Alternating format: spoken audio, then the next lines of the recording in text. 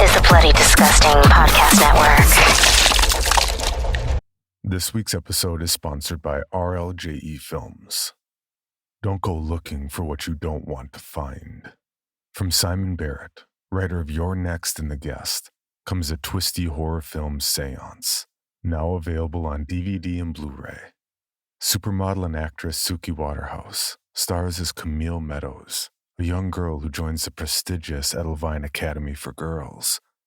One night, she and her classmates conduct a late-night seance, but before morning, one of the girls is found dead.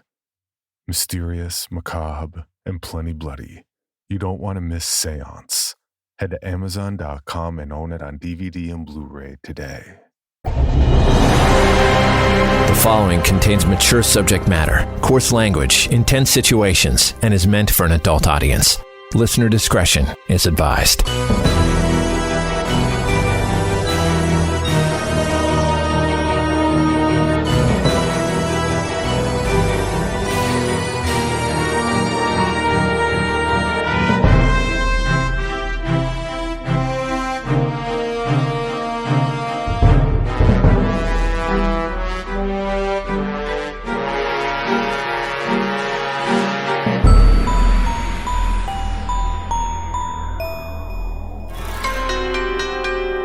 It's always good to take time for yourself, but sometimes that time can open a portal into the darkest recesses of your imagination.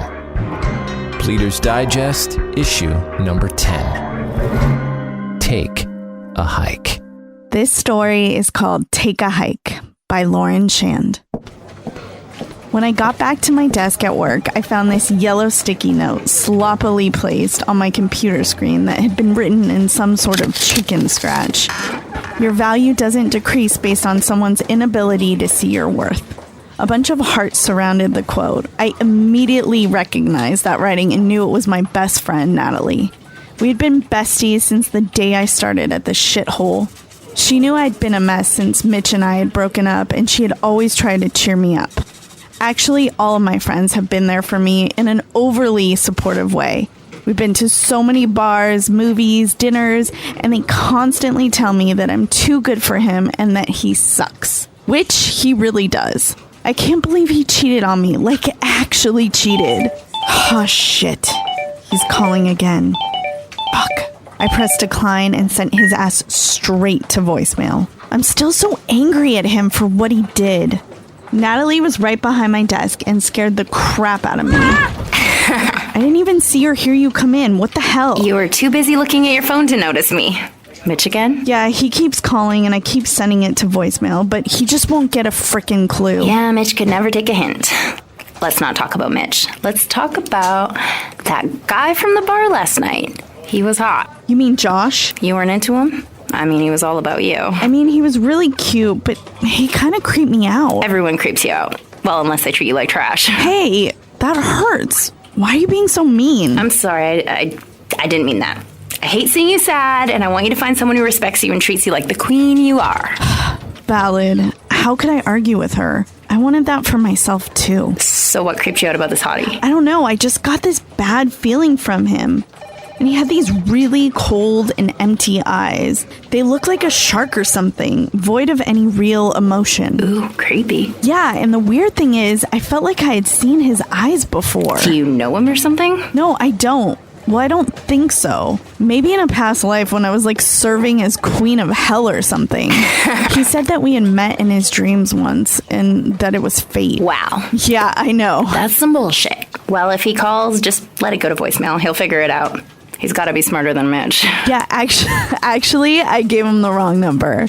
I gave him Mitch's number. Hey, the whole reason I came over here was to tell you that John's brother's friend has this killer beach house, and he said we could go there and party all weekend. So pack your cutest bikini because we're heading to the beach. Oh, and get a wax. Please get a wax. Yeah, I think I'm just gonna sit this one out. Are you crazy? You heard me say beach house, right? How long have you been talking about finding someone who had a beach house so we could fucking crash it? Yeah, I know, and it sounds really fun, but I think I just want to be alone this weekend. I feel like I've been around people nonstop for the last couple weeks, and I need some time to be alone with my thoughts. Are you sure? Natalie looked at me with disappointment written all over her face. I don't think you should be alone. It's fine. I've really been wanting to try this hike at Crow's Feet Trail. Oh, my friend Casey did that one and said it was really hard but saw some killer caves. She also said it made her feel enlightened. Do you want me to come with you, or...? No, I really want to go by myself. I just really think it'll be good for me and help me feel better. You sure? Yeah, I'm totally sure. Oh, thank God. I'm so glad because you know how much I hate hiking and bugs and just being outside in general. The sunlight shot through my blinds with a hell of a lot of determination. What time is it? My eyes were super blurry. I was exhausted from tossing and turning all night and thinking about Mitch. Noon? The clock said noon? I can't believe how late I slept. I quickly ate a poor excuse for breakfast and grabbed my bag and packed a lunch for later. When I got to the trail, it wasn't even that busy. It's been super hot in Sedona lately. I hope I packed enough water. The lack of people was kind of refreshing because I've heard this place can be a madhouse on the weekends. The vibration of my feet falling into place while I ran on the red dirt path was like therapy. I felt like I could clearly think and get away from all the noise in my head. I started to seriously evaluate my life and the direction it was going in. I thought about all the missteps I took that led me to think that a relationship with a guy like Mitch would actually work and be a good thing. I felt so stupid. Why do I always think the wrong guys are the right guys? Before I knew it, I was at the top of the trail, out of breath, but proud of my accomplishment. My self-evaluation was put on a quick hold by an older gentleman who grabbed my attention by tapping me on the shoulder and saying, "Oh, hey, excuse me. Yeah, it's starting to get late and dark. You may want to start heading back down that trail. The animals start coming out soon. The trail's going to close." Wow. I was so deep in thought and I lost track of time. I didn't even realize it was starting to get dark. Thanks so much for the heads up, mister. Hey, no problem. I think we're the last ones up here. It's going to get pretty unsafe soon. Thanks again. I'm going to just take a few pictures of the view and head back down. I'll see you guys down there soon. Sounds good. We'll see you down there. Good night. Good night. I grabbed my water bottle and I poured some water all over my head. Even though it was almost dark and there were little signs of the temperature dropping, I was still drenched in sweat. I took out my phone and took a few selfies of my super sweaty face.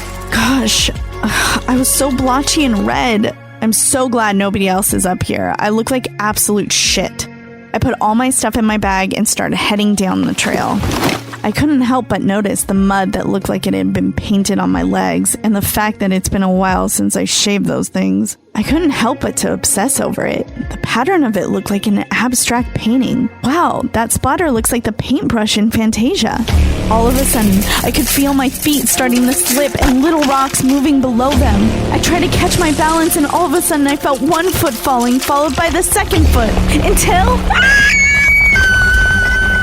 I felt a sense of weightlessness, almost in slow motion in my head. I was actually fucking full-on falling. I tried to fix my footing and recover, but it was too late. The next thing I remembered, I was careening down an impossibly steep mountainside, bringing the rocks with me. I was fading in and out of consciousness.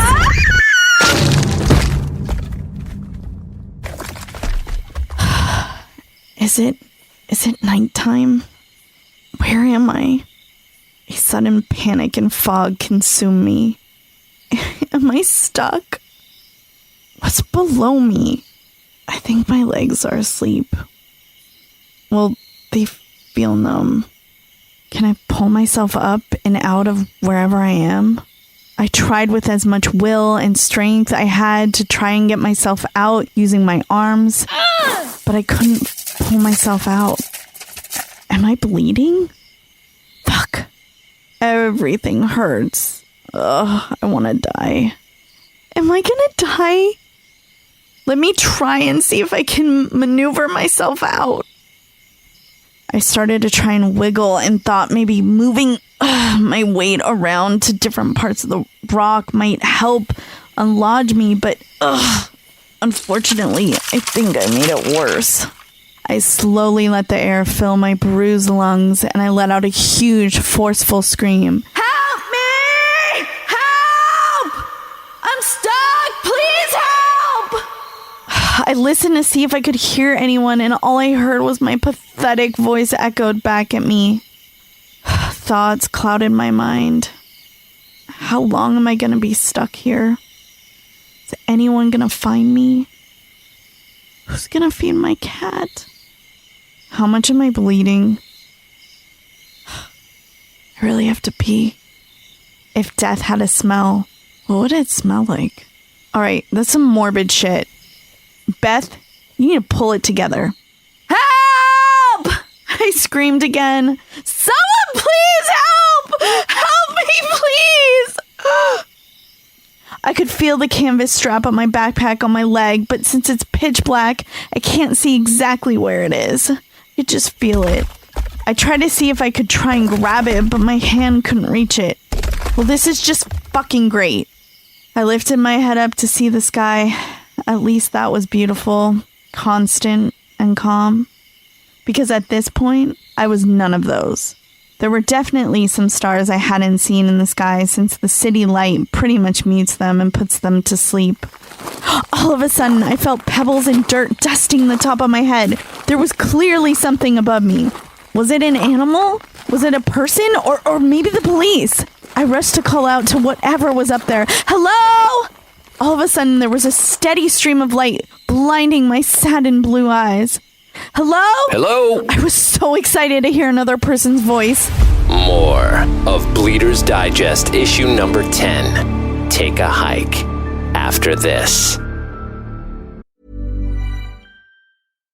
Imagine feeling the freedom of 20/20 vision without the hassle of foggy glasses and contacts. Well, that freedom could be yours. The LASIK Vision Institute is offering 20% off our Wavelight laser if you were treated in August, and a free consultation to see if LASIK is right for you. Treatment typically takes just 15 minutes, and most patients can get back to work the very next day. Go to LASIK.com today and start feeling the freedom of better vision. Must mention this promotion and be treated in August of 2021 to qualify. 20% off standard price of Wavelight procedure. Cannot be combined with any other offers. Go to LASIK.com for details.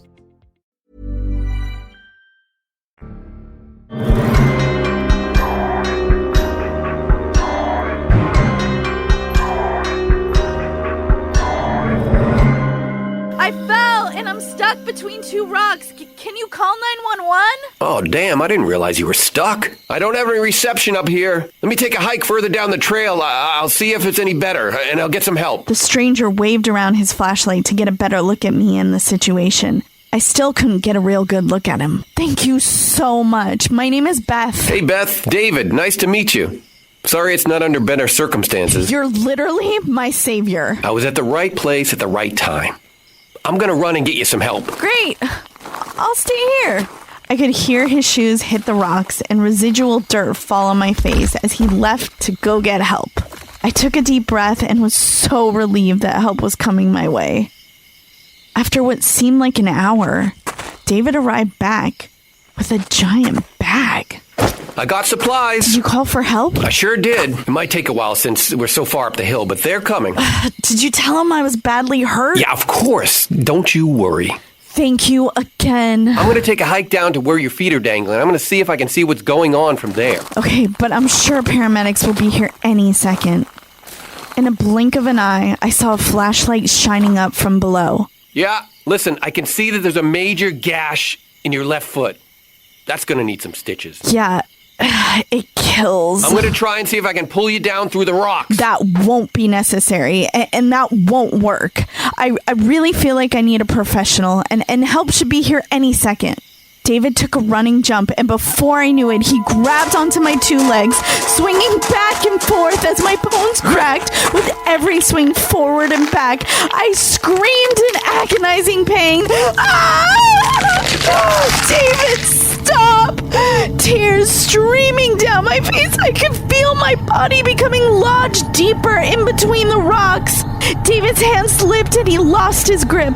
All the pressure I felt on my legs was finally gone. I let out a weird sound of relief. Ah! What the fuck? That really hurt. Why the hell would you do that? I'm sorry, I was just trying to help you, but now you're starting to make me angry. You don't want to make me angry. I know your type.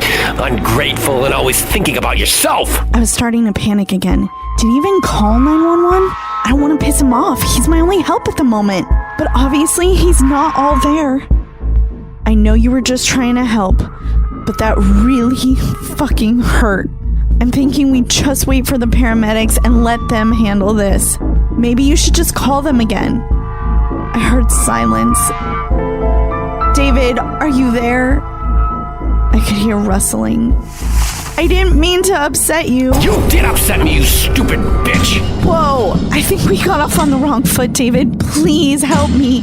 Can you please call 911 again? I thought to myself, this guy's fucking nuts. I'm gonna have to play his games if I want to live. He's awfully quiet, which started to really scare me. What is he up to? David! All of a sudden, I noticed the sound of a cell phone ring coming from above me. Is that your phone? Asshole said he didn't have reception. What a liar. I heard him answer the phone. Yeah, I'm at home. Help me! Whoever's on the phone, please help! Yeah, that's my TV. I'm watching one of those true crime stories where they do the reenactments.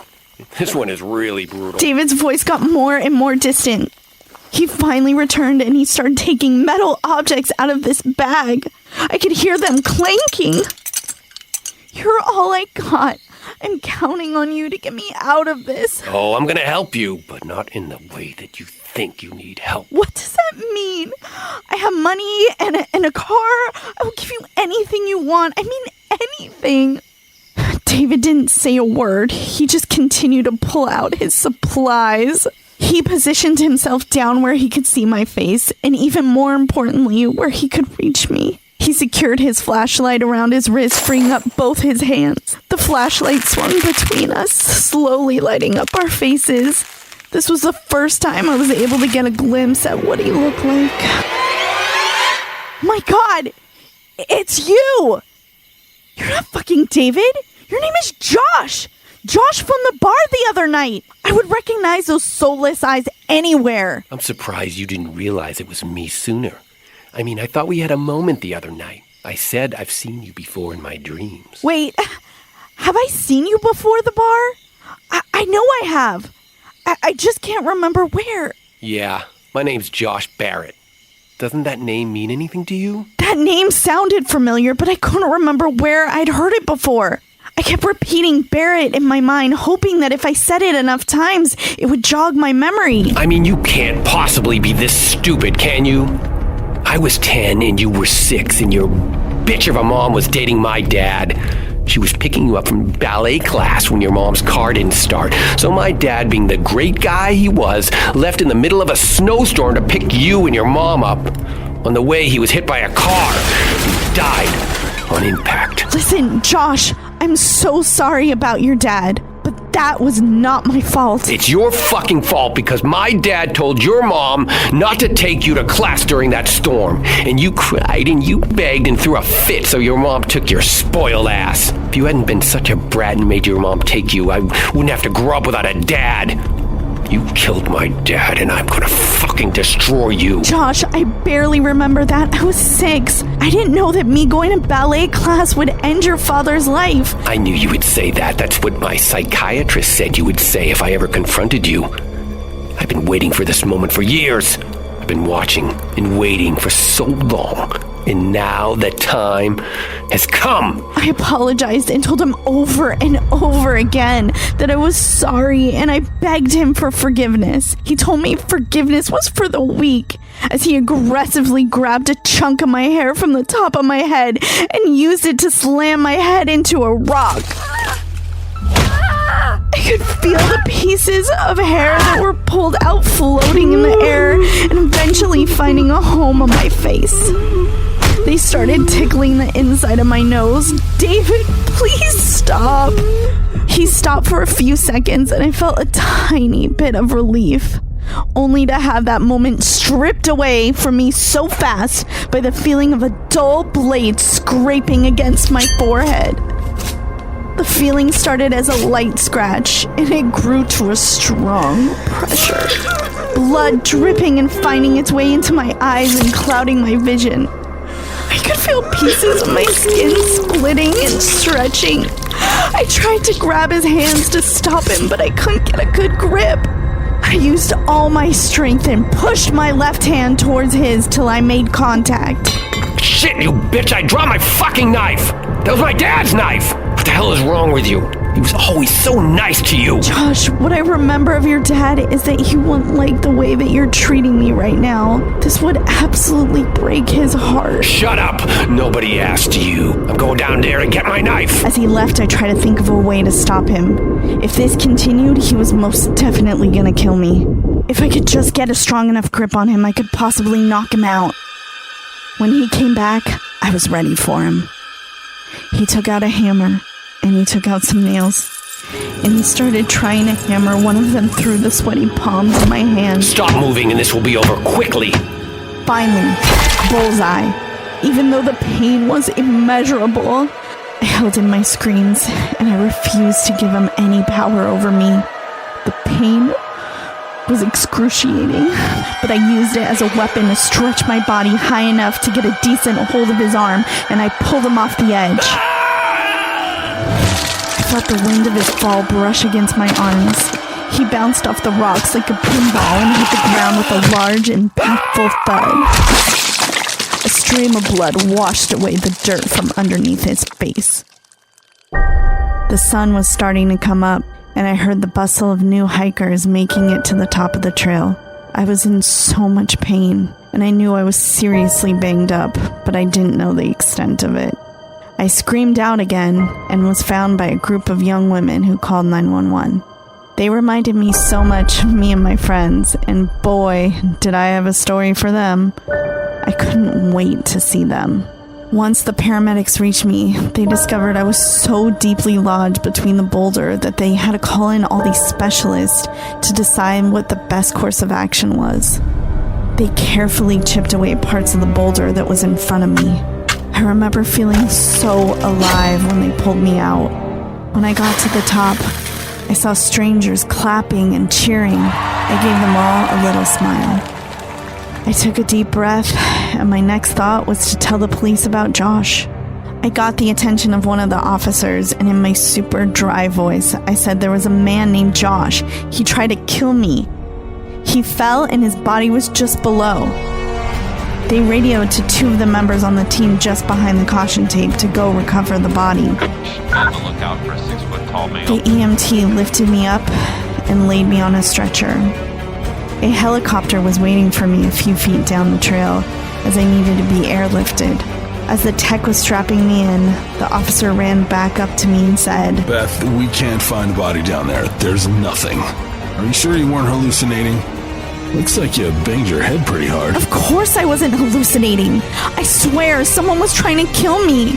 His name was Josh Barrett. He had a bag and tools, and he was mad at me about ballet and his father's death. I looked at the officer, and I could tell he thought I was crazy, but I knew I wasn't. You just get some rest. You've been through a lot. I felt the wind of the propellers blowing my hair all over the place. I heard the technicians count down as they lifted me and secured me to the red stretcher that was on the ground. I saw the long rope that connected me to the helicopter like an umbilical cord attached to a fetus. I could feel the helicopter start to take flight as I was pulled up. The swinging motion was nauseating. I looked up at the pilot, and to my utter shock, it was Josh. He looked back at me, smiled, and winked.